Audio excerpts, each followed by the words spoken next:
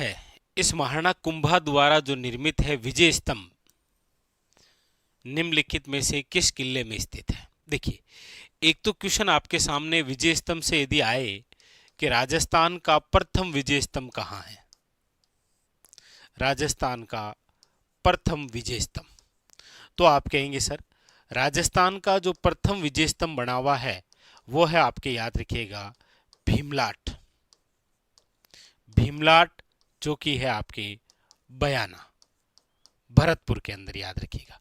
ये जो भीमलाट है इसका जो निर्माण है वो करवाया है विष्णुवर्धन वरिक ने। विष्णुवर्धन वरिक ने, याद रखिएगा, क्योंकि आप सब जानते हैं कि बयाना के अंदर कौन सा वंश हुआ करता था? वरिक वंश हुआ करता था। और विष्णुवर्धन वरिक जो है समुद्रगुप्त कालीन, इनके समय निर्मित है कौन सा? भीमलाट। तो राजस्थान का प्रथम विजय स्तंभ तो कौन सा है? भीमलाट, जो कि बयाना भरतपुर में है।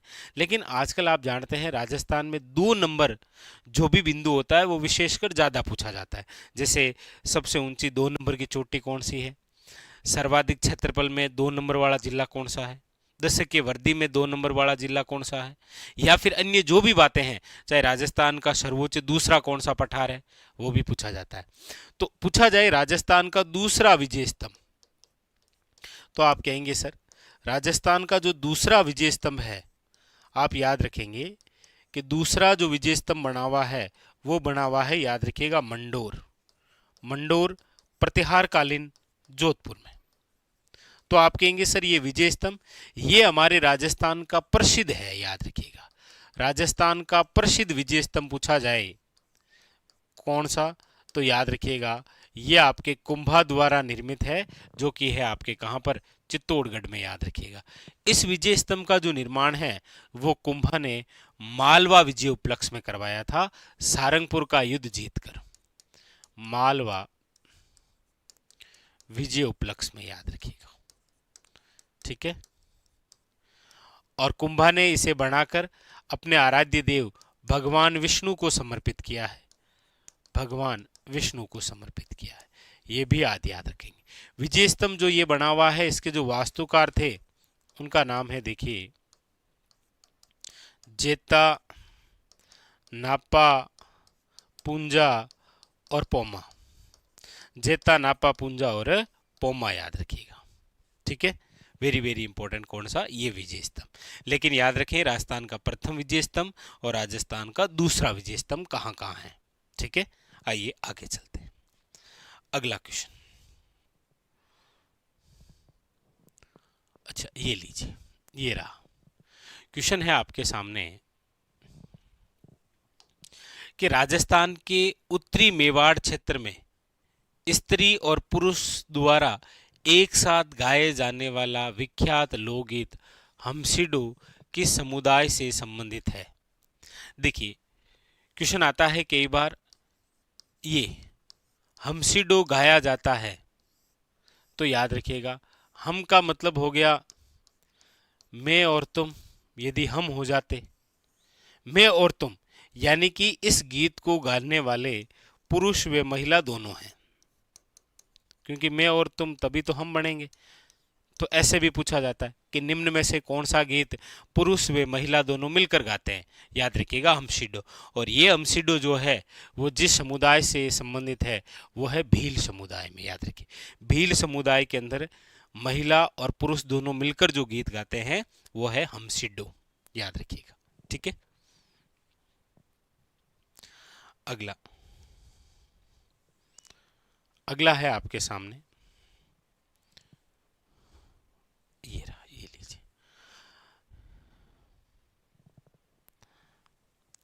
अगला क्वेश्चन है जयपुर फुट यानी जो कृत्रिम पैर है किस प्रसिद्ध ऑर्थोपेडिक सर्जन के मार्गदर्शन में विकसित किया गया? पूछा जाता है निम्न में से जयपुर फुट या कृत्रिम पैर के जो जनक हैं वो निम्न में से कौन है? तो आप नाम सुनते हैं पीके शेट्टी, जिन्हें रमन मैगसेसे पुरस्कार से सम्मानित किया गया है। ऑप्शन नंबर क्या है? याद रखिएगा, B is the correct answer, ठीक है। अगला है आपके सामने, लीजिए। पूछा जा रहा है माही महोत्सव औपचारिक रूप से राजस्थान के खाली जगह क्षेत्र में प्रतिवर्ष मनाया जाता है। आजकल आप देखेंगे महोत्सव उत्सव पूछने के अलग अलग क्वेश्चन आए हैं आपके सामने। जैसे अक्सर मैं चर्चा करता हूं कि अभी जो हाल ही में पूछे गए हैं ना, जैसे देखिए आभानेरी उत्सव पूछा गया था, कहाँ पर है, तो आप सब जानते हैं दौसा। पूछा गया था मत्स्य उत्सव कहाँ मनाया जाता है, अलवर। यहाँ पर पूछा गया है माही महोत्सव कहाँ मनाया जाता है, याद रखिएगा बांसवाड़ा। ऑप्शन नंबर क्या हो जाएगा, D is a correct answer. ठीक है, लीजिए अगला।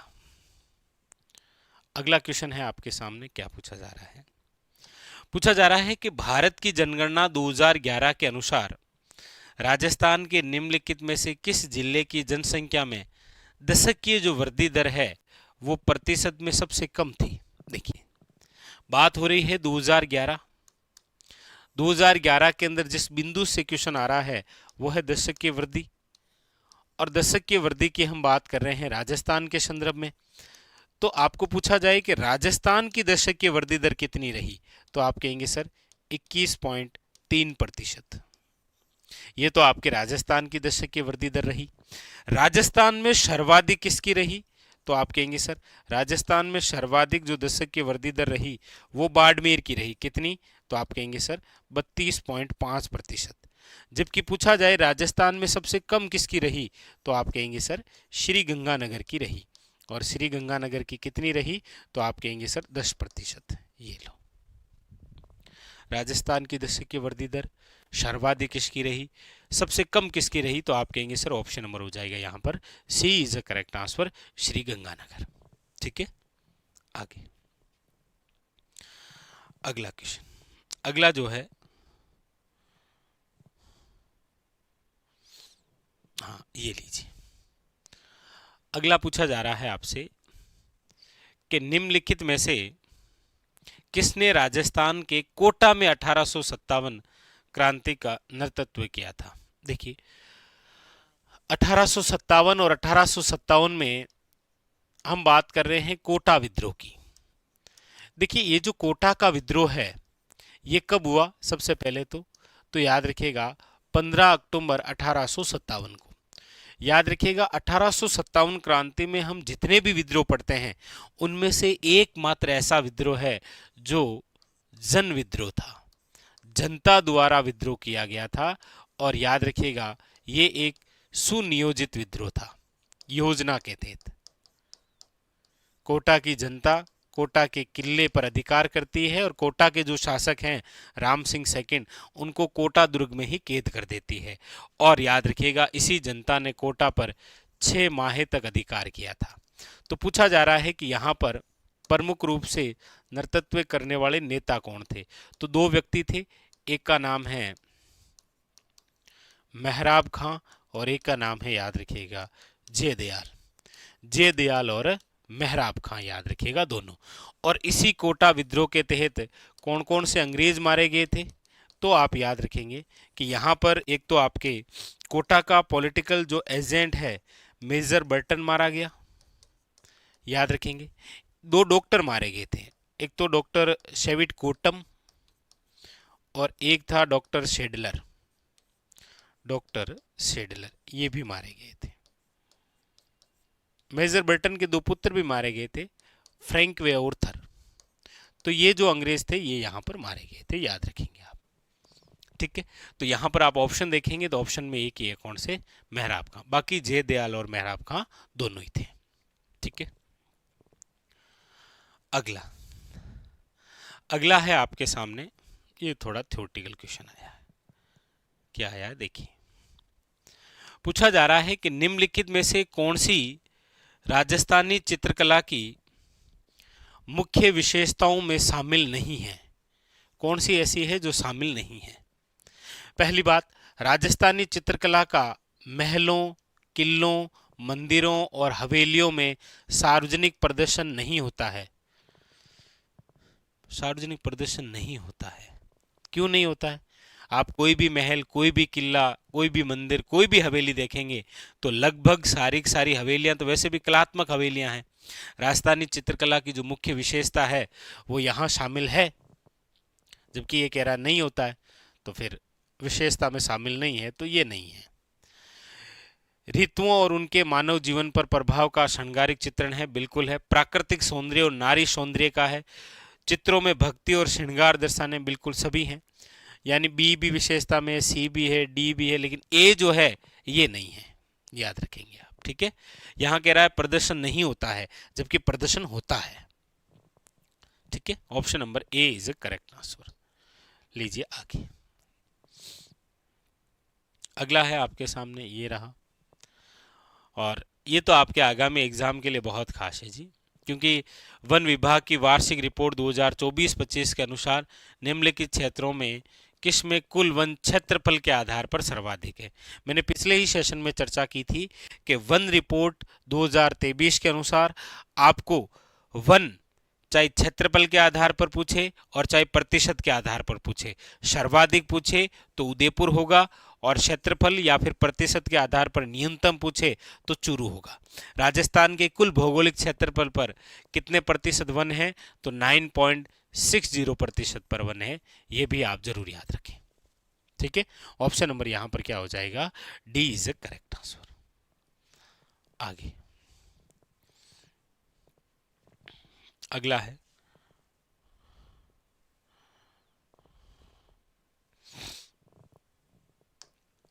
पूछा जा रहा है राजस्थान अपनी सीमा निम्नलिखित में से किस राज्य या संघ के साथ साझा करता है, महाराष्ट्र, दिल्ली, हिमाचल प्रदेश या पंजाब।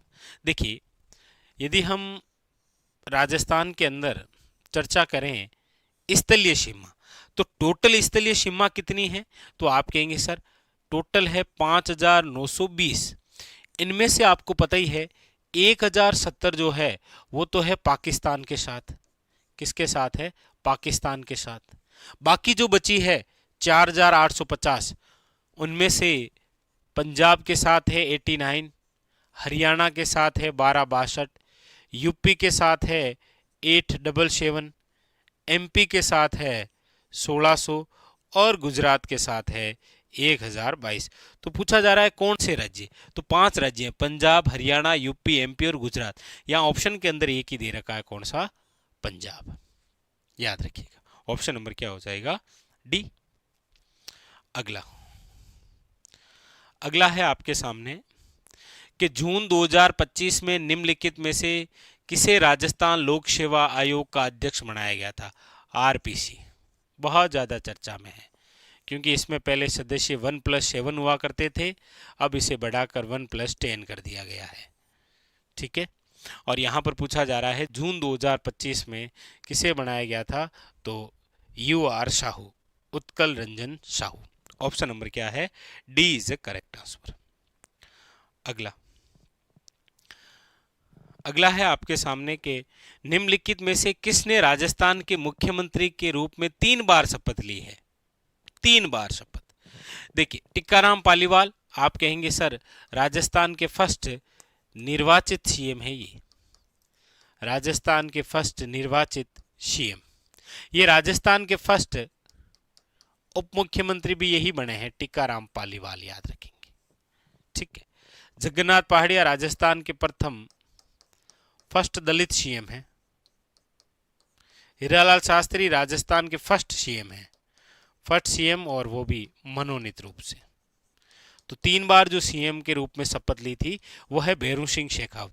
भैरू सिंह शेखावत हमारे राजस्थान के एकमात्र ऐसे सीएम हैं जो भारत के उपराष्ट्रपति भी बने हैं। इनको बाबू शाह के नाम से जानते हैं, याद रखेंगे आप।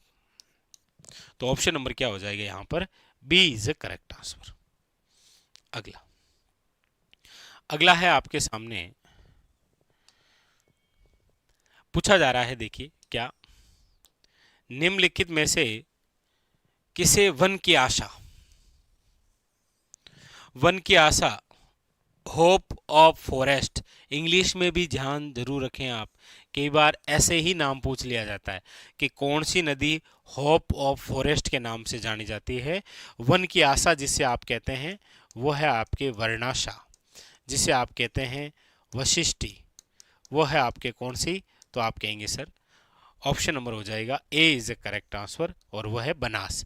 बनास जिसकी लंबाई 480 या फिर 512 किलोमीटर, याद रखिएगा पूर्णतः राज्य में प्रवाहित होने वाली, पूर्णतः राज्य में प्रवाहित होने वाली सबसे लंबी नदी है। पूर्णतः राज्य में प्रवाहित होने वाली सबसे लंबी नदी, सबसे लंबी नदी है, याद रखेंगे आप। ठीक है, कौन सी? बनास। अगला है आपके सामने कि तूरा कलंगी ख्याल में विख्यात तूरा और कलंगी किसके प्रतीक हैं? तूरा कलंगी ख्याल, तूरा कलंगी।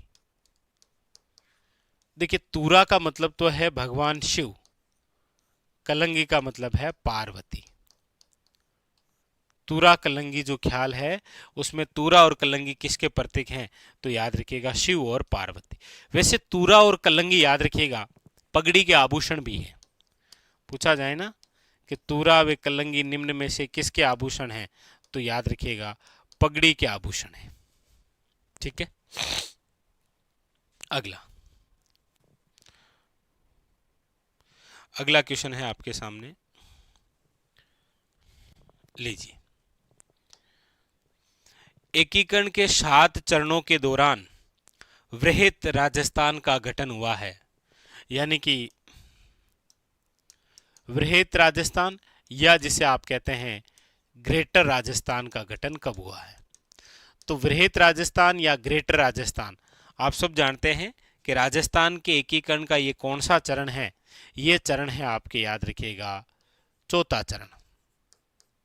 और हमारे राजस्थान के एकीकरण का जो चौथा चरण है उसका जो गठन है वो हुआ है आपके 30 मार्च 1949।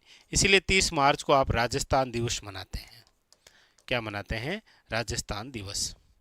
तो ऑप्शन नंबर जो है वो क्या हो जाएगा? याद रखिएगा डी इज करेक्ट आंसर। ठीक है,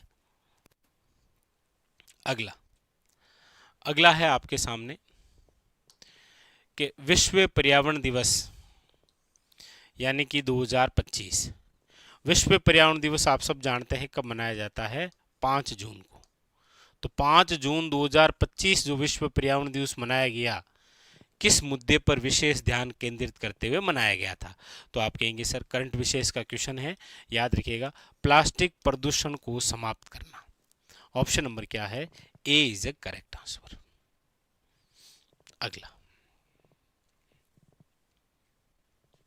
अगला है आपके सामने, लीजिए।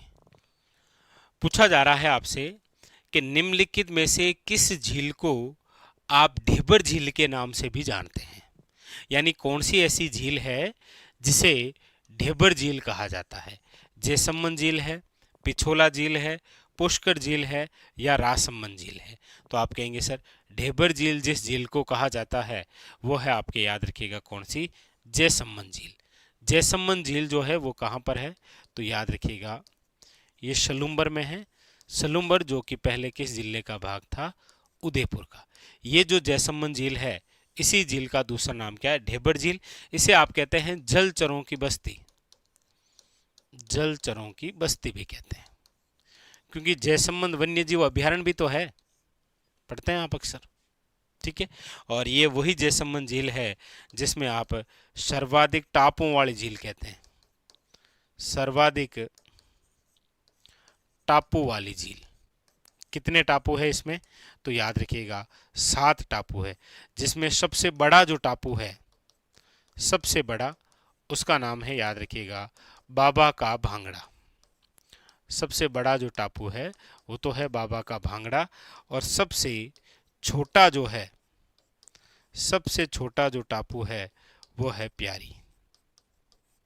ठीक है, तो ये था आज का हमारा सेशन, जहां पर हमने इन सभी महत्वपूर्ण क्वेश्चनों को लेकर चर्चा की। मिलते हैं अगले सेशन में, बाकी वाले जो क्वेश्चन हैं इनका करेंगे सॉल्यूशन। तब तक के लिए मस्त रहिए, अपनी तैयारी में व्यस्त रहिए और लगातार पढ़ते रहिए, क्योंकि देखिए आगामी जो एग्ज़ाम है वो रिट मेंस आने वाला है आपके, उसके अलावा आपके वीडियो के एग्ज़ाम हैं, उसके अलावा सीईटी के एग्ज़ाम भी आने वाले हैं, लैब असिस्टेंट के एग्ज़ाम भी है, उसके अलावा शिक्षक भर्तियों के भी एग्ज़ाम हैं। तो लगातार जो है वो आप अपनी पढ़ाई को जारी रखिए। मिलते हैं अगले सेशन में, तब तक के लिए धन्यवाद आप सबका।